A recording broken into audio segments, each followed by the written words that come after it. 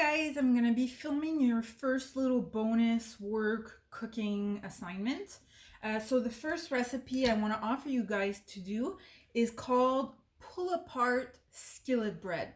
So it's pretty much bread that you'll cook in a skillet or a pan that you can place in the oven, and you form little dough balls, that you can pull apart once it's cooked. It's a recipe that you need to calculate having at least 4 hours of time from beginning to end. You're not going to work for 4 hours. But when you make bread, you have to let it rise.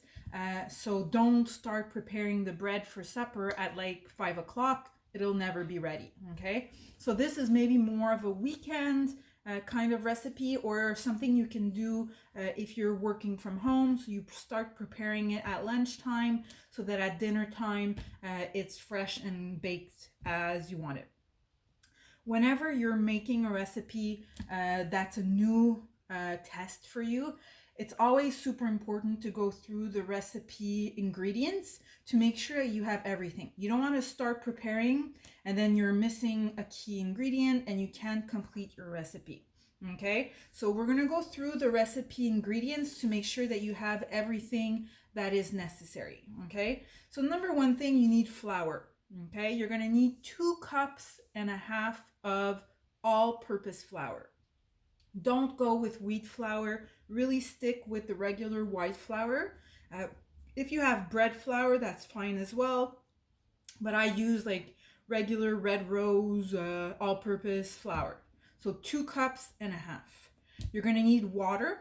Okay, so you're going to place your water already in your measuring cup, 1 cup of water, and leave it stand on the counter. When you're preparing everything else you need, it'll become temperature heat, and that's what you want for bread making. Okay, you're gonna need honey. So I try to source out honey that is made here, or produced, here in Quebec. So one of the companies I love is Intermiel in Mirabel. So you're gonna need a tablespoon of honey. Okay. You're going to need as well a tablespoon of olive oil. Olive oil or canola oil. Don't go with peanut oil. It has too much of a strong flavor and you don't want that in the flavor of the bread. You're going to need a teaspoon of salt. Okay? Regular salt works. Don't use the pink salt or the fleur de sel. It's too coarse. You need something that is fine. So regular table salt is perfectly fine. And you're going to need, obviously, the main ingredient is yeast. Okay, so obviously I have it in a Tupperware, but when you go to the grocery store, one of the most popular brands is Fleischmann. You can buy it either in a big container or little packets. Either way, it really works out. Some recipes you'll see, they'll say in measurements, and some recipes will say 1 packet. I like buying the bulk container and measuring out myself. So you're going to need 1 teaspoon of yeast. Eventually, at the end of the production of the bread, you're going to need 2 tablespoons of melted butter. Margarine works perfectly fine as well. I very rarely have butter at home. I use margarine in the majority of the cases. You're going to need 1 egg at the end of the production as well. And the dough balls, are going to be coated with spices or sesame seeds. I like using, this is what we call everything bagel seasoning. So it has garlic, it has sesame seeds, it has poppy seeds. You can leave it plain if you want. You can have only sesame seeds. You can put even like a parsley. You can put whatever topping you want to coat the little balls as well. So you're going to need 2 tablespoons of whatever topping that you want. Okay.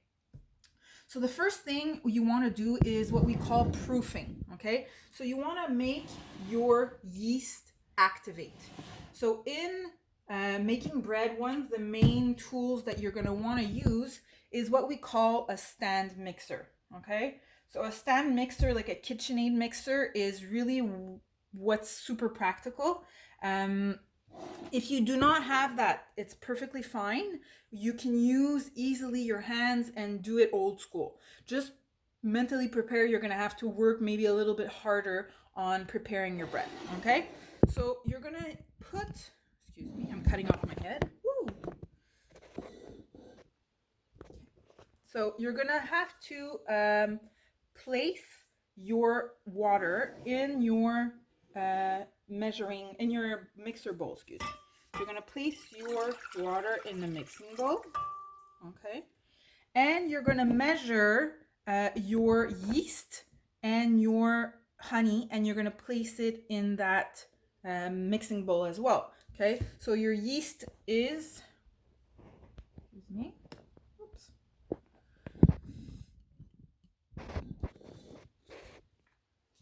So you're gonna have your 1 teaspoon of yeast that you're gonna place in the water, okay? And you're gonna have 1 tablespoon of honey, okay? A good trick that I like using when you measure honey, because often it'll stick to whatever measurement you're using, you put a bit of cooking spray, just a shot of cooking spray, to your measuring spoon or your cup or whatever, and it really allows the honey to slide off.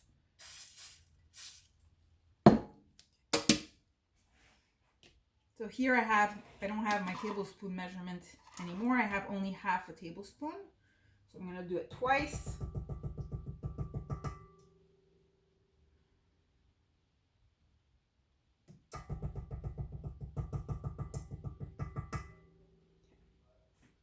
So once you've measured that, you have to leave the yeast activate for 5 minutes, okay? So while that's activating, you can start measuring out all your dry ingredients.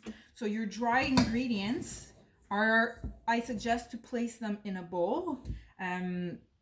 So have a bowl ready already. I have my 2.5 cups of flour. In the flour, I'm going to add my salt. So I'm going to add a teaspoon of salt, okay? So you add that. I like giving it just a mix because the salt can kill the yeast, okay? Yeast is something that is alive. That's what makes the bread rise. So you want to make sure that you keep it protected. So by mixing it through the flour, you're avoiding killing the yeast that will be activated, okay? So you mix that. Okay. For those who have a stand mixer, you're gonna add the hook attachment to your stand mixer, okay? So here is the little attachment of the hook, okay? That is what's gonna do the imitation of kneading the dough. For those who do not have that, you're gonna mix it, I suggest, with a wooden spoon. Okay, so mix it first off with a wooden spoon until it's incorporated into like a roughly sized ball. And then once you can transfer it to your counter, you're gonna knead it, okay? So you wanna use your knuckles to knead and flip. Knead and flip, and you have to do that for about 7 minutes, okay? If you are using a stand mixer, I would just do 5 minutes of beating on the stand mixer, okay? Once everything is incorporated and you've kneaded it, okay, what you want to do is you want to put plastic film over your ball of dough. So for those who have kneaded by hand, you put it in a bowl and put plastic wrap on top of it. For those who worked with the stand mixer, then you just put plastic wrap over that and you let it rise for 2 hours on your counter, okay? Try not to put it in direct sun, not close to anything cold, so not close to an open window or anything like that. You want to keep it room temperature for 2 hours and let it rise, okay? Really make sure that the dough has become complete and it holds together. If you're noticing that it's too mushy, maybe add a bit of flour to your mixture to make it really hold together. And you have to respect the 2 hours of proofing, which is the rise of the bread. Okay, you can't rush this kind of process, so leave it on the counter for another 2 hours and then we will see what we will do.